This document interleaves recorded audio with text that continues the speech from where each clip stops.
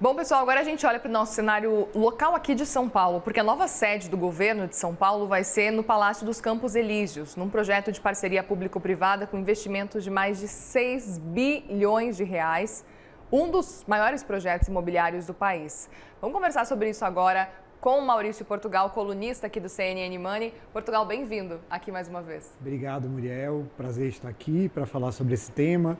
Uma boa tarde aos nossos telespectadores. Quero muito entender, antes de mais nada, quais são os primeiros passos, então, que a gente está acompanhando, que deve acontecer, quais são os avanços para a gente ficar atento, porque a gente sabe que já tem avanço já para a semana que vem, né? Sim, na verdade, o leilão ocorre no dia 28, na sexta-feira que vem, e a entrega de envelopes para a licitação ocorre no dia 24, ou seja, na segunda-feira. Esse projeto, as pessoas acham que é só um centro administrativo, mas não é isso. É, na verdade, um grande projeto de renovação urbana. A gente vai ter a desativação do terminal Princesa Isabel, a construção de um novo terminal de ônibus na Estação da Luz. A gente vai ter, nesse projeto, está incluído toda a reforma e revitalização dos prédios históricos tombados, como, por exemplo, o Palácio Campos Elíseos, a implantação de um centro administrativo para em torno de 27 mil pessoas, tá? E a implantação de túneis subterrâneos ligando os diversos prédios. Além disso, tem também um edifício, um grande edifício, que vai ser a sede dos Correios, lá no centro de São Paulo. Então é um projeto, e o Parque Princesa Isabel, que vai ser todo revitalizado, todo reconstruído. Então é um projeto de renovação urbana ambicioso, muito ambicioso, e que, assim, a semelhança, se você procura a semelhança, ele é maior do que todos que já se fez no Brasil, mas ele é semelhante de alguma forma ao Porto Maravilha, né, que depois, quando teve a crise, se terminou o contrato que fazia a manutenção do porto, e é semelhante, mas também bem maior, ao Centro Administrativo de Brasília, que era também uma PPP, mas que quando veio a Lava Jato, quando veio a crise, realmente o projeto desabou. Não. O prédio está lá, mas como o projeto desabou. Agora, Portugal, esse é um projeto que vai além de um governo só, né? Claramente é um projeto que vai durar muitos e muitos anos até ser concluído, até realmente tudo acabar. Queria entender um pouco sobre esse processo e o quanto que a gente pode acompanhar e quais são os principais riscos diante de um contrato que pode ser tão longo assim. Olha, é um contrato por 30 anos, né? Então vão passar diversos governos até o final desse projeto. O projeto envolve 6 bilhões de investimento nos primeiros 4 a 5 anos, e a partir daí é que você tem o pagamento pelo governo ao concessionário. Então tem que ser um concessionário com capacidade de fazer 6 bilhões de investimento. Olha, os riscos do projeto são a parte que mais me preocupa. Apesar da iniciativa privada, apesar de, primeiro, o edital e o contrato terem uma série de mitigantes para esses riscos, acho que vários dos riscos ficaram bem mitigados, mas por outro lado, a iniciativa privada são atividades que a nossa iniciativa privada já fez no passado.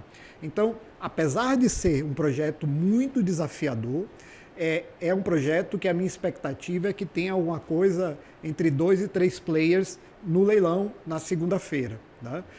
Os riscos são enormes, para quem não entende do assunto, são até assustadores. O primeiro deles é o problema da desapropriação.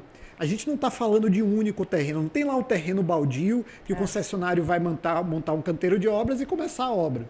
A gente está falando aqui de um queijo suíço, são diversas áreas com situação fundiária muito diferente, não tem todo o cadastro fundiário, o concessionário é que vai ter que providenciar isso e vai ter que promover, o concessionário vai ter que promover a desapropriação. O governo só vai emitir a DUP, a Declaração de Utilidade Pública, que é basicamente uma declaração que faz o georreferenciamento dos polígonos que tem que ser desapropriados. Nessa desapropriação, tem famílias vulneráveis que o concessionário é exigido que o concessionário realoque, né?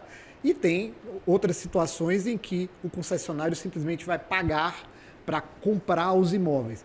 Mas essa compra, ela pode ser de dois tipos. Ela pode ser negociada e o proprietário concordar com o valor, ou ela pode ser judicial. E aí, o concessionário não tem controle dos prazos judiciais, né?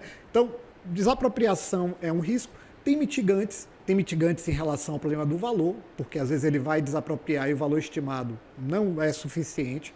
Então, até 110% da verba que está estimada, tá? O Estado divide a partir de 100% a 120%, o Estado divide 50% do sobrecusto com o concessionário. A partir de 120% é todo o risco do Estado. Então, tem um mitigante para isso, né? Bom, aí falamos um pouco do risco de desapropriação. Quanto ao problema do atraso judicial, se o atraso não for culpa do concessionário, não tem problema. Vai haver equilíbrio por esse atraso. Okay. Bom, aí tem um risco geológico, né? A gente está falando aqui de terrenos muito diferentes a depender das áreas, né? A maior parte dos terrenos são argilosos, terreno do tipo Resende, que se chama tecnicamente do terreno do tipo Resende. É um terreno que ele se comprime facilmente. Você bota peso, ele se comprime.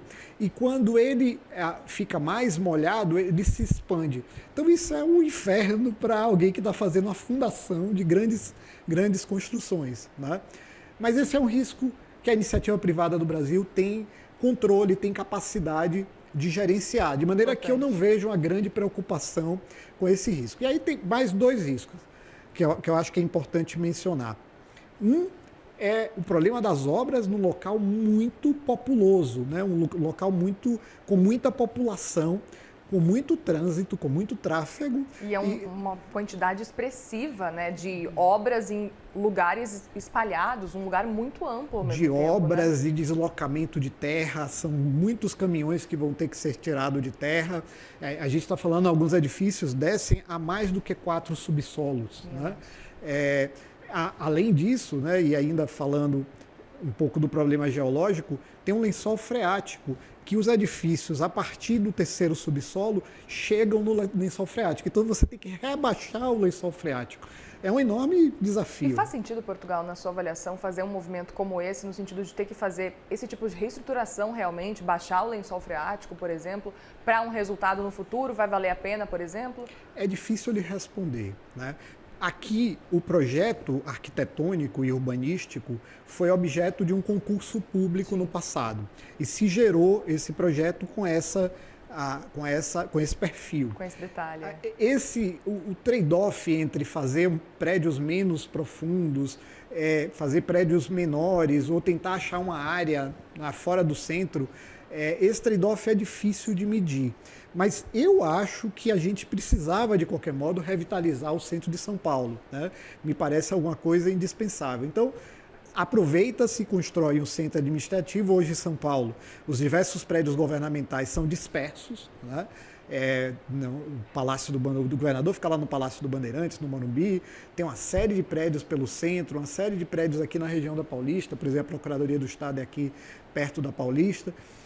Então, juntar tudo isso tem um ganho de eficiência muito grande. E note que o concessionário vai ter que cuidar de tudo isso, né? Segurança patrimonial, toda a gestão das facilities, vai ter que cuidar de tudo isso por 30 anos, né? Então você vai ter alta qualidade, né? Ou pelo menos, se o contrato for cumprido, alta qualidade em relação ao cuidado com esses prédios, ao cuidado, no final das contas, com toda uma área da cidade que tem patrimônio histórico, tem várias reformas em áreas, em prédios que tem patrimônio histórico, né? Eu mencionei o Palácio Campos Elíseos, que eu acho que é o exemplo melhor, e isso vai ser feito como parte do projeto.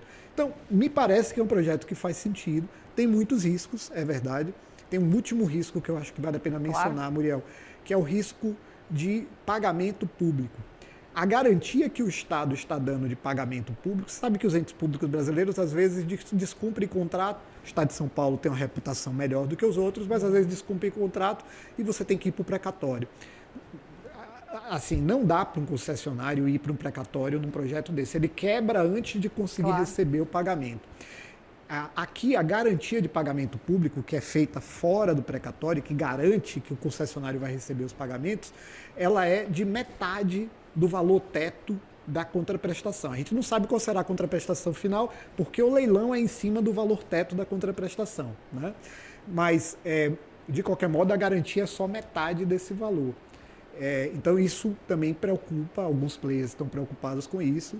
Nenhum player disse que vai entrar, né? Ele disse que está pensando em entrar para não dar o sinal para o mercado de que ele vai entrar. Mas eu acho que a gente vai ter 2 a 3 concorrentes nessa licitação. Perfeito. E aí, olhando do ponto de vista para quem está acompanhando aqui de casa e está de olho acompanhando esses desdobramentos, para a pessoa para o morador de São Paulo, para o pessoal que está lá e que costuma passar pelo centro, que vai acompanhar essa movimentação toda, quanto tempo deve durar a obra efetivamente? Existe uma previsão para essa movimentação toda acontecer? Porque isso vai mudar bastante o dia a dia, a rotina de muitas pessoas, talvez milhares. Sim, milhares de pessoas serão atingidas, sem a menor dúvida. E esse é mais um desafio do projeto, mas que eu acho que a nossa iniciativa privada tem capacidade de fazer. A gente está falando de 2 anos, 24 meses, para realizar todas as desapropriações de todas as áreas, e a gente está falando de mais 3 a 4 anos para fazer toda a construção. Em tese, em 5 anos, 5 a 6 anos, você vai ter tudo isso pronto. Esse é mais um desafio. A velocidade das obras e das desapropriações vai ter que ser muito grande. Note que desapropriação tem alguns casos até que o governo já tentou fazer a desapropriação por conta própria e não conseguiu. Isso parou no judiciário por algum motivo e o concessionário vai ter que assumir isso e dar uma virada nesses processos para conseguir obter a emissão da posse em 24 meses. Perfeito. E o leilão, então, tem previsão de acontecer no fim do mês? No fim do mês, dia 28. Tá. Sexta-feira da semana que vem. E a gente vai continuar acompanhando. Portugal, peço que você volte aqui com novas atualizações para a gente continuar trazendo aqui os detalhes sobre essa obra, esse movimento todo. Sim, vai ser um prazer. Vai ser um prazer. Obrigada. Obrigado, Portugal. Muriel. Obrigada. Bom fim de semana aí para você. Para você e para os nossos telespectadores também. Obrigada.